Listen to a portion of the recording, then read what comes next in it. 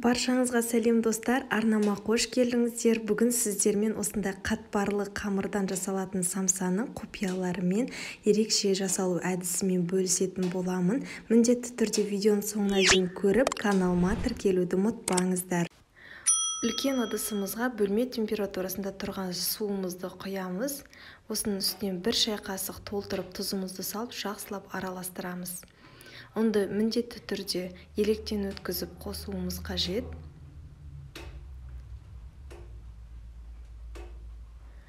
Енді осы ұнның үстіне міндетті түрде жарты шай қасық қопсытқыш, жарты шай қасық ас содасын қосып, қолымызбен жұмсақ қамыр илейміз.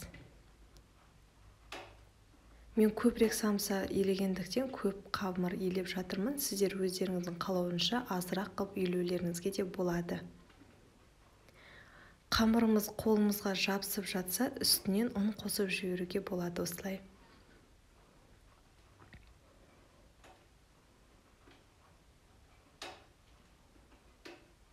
Қамырымызды осылай жұмсақ етіп илеп алдық.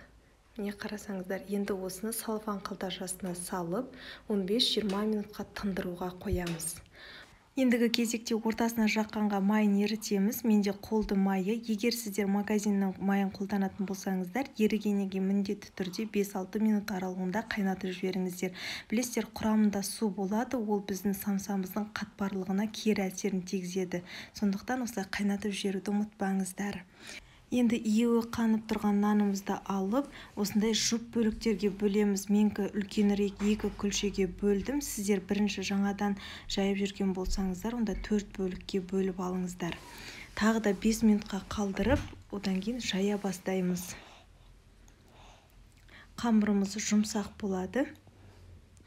Қатты қалың емес, қатты жұқа емес, бешбармақтың қамырына жайғандай қалыңдықта қамыр жаятын боламыз. Енді осының үстіне ерітілген сары майымызды құйып, қолымыздың алақанымызбен осылай жаймалап жағып шығатын боламыз. Молырақ құя беріңіздер.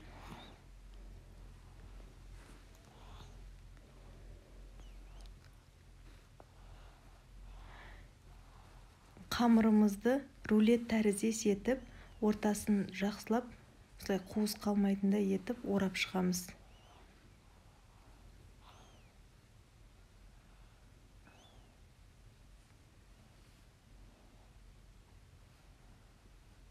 Менің қамырым үлкен болып шықты. Сіздер міне енді осы қамырымызды қойып қоямыз да, екінші қамырымызды жайып алып, бірінші қамырымызды ортасына салып ораймыз.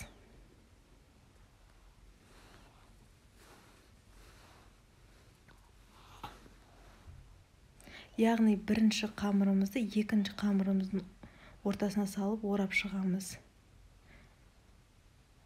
Енді осы қамырымызды пищевая пленкаға орап, морозилкаға кем дегенде 15-20 минутқа қалдырамыз, ортасындағы майы қату үшін. Немесе ұзақ уақыт морозилкада сақтауға да болады.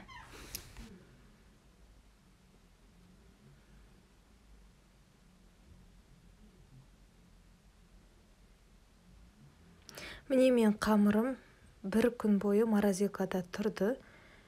Морозилкадан шығарып, ертіп алғаннан кейін, жұмсартып алғаннан кейін, яғни осылай ортасын ашып, бірдей таразының көмегімен 40 граммнан бірдей бөліктерге бөліп алдым.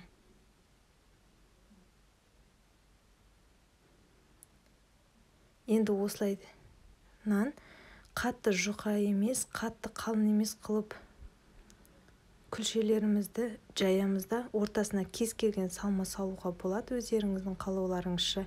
Мен фарш пен пиязды қосып жасадым.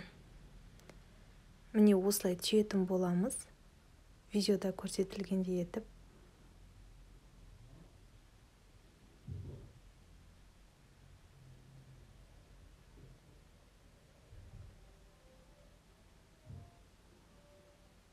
Және де үшбұрышты етіп түйдім.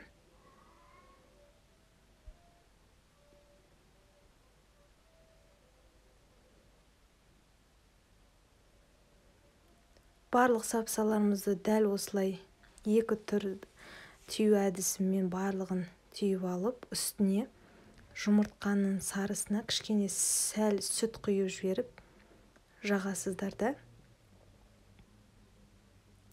Қалауларыңызша қара күнжіт немесе күнжіт сеуіп 200 градус қысып тұрған пеште 35-40 минут аралығында пісіріп аласыздар.